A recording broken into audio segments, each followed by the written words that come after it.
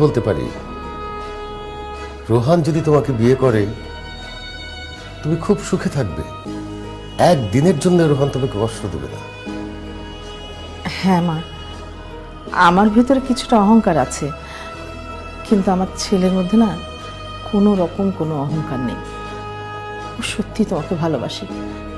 তুমি যদি ওকে বিয়ে না করো ও ভীষণ কষ্ট পাবে। রিয়া, বোন আমার, আমি ওনাদের বাসায় অনেকদিন ধরে কাজ করতেছি। ওনারা অনেক ভালো মানুষ। আমাদের বাবার মধ্যে অহংকার ছিল, কিন্তু ওনাদের কারোর মধ্যে কোনো অহংকার নাই। রোহান ভাই তোকে অনেক ভালোবাসে, সে খুব ভালো একজন মানুষ। তুই তাকে বিয়ে কর, তুই সুখী হবি, তুই সুন্দর করে তোর জীবনটা সাজাতে পারবি।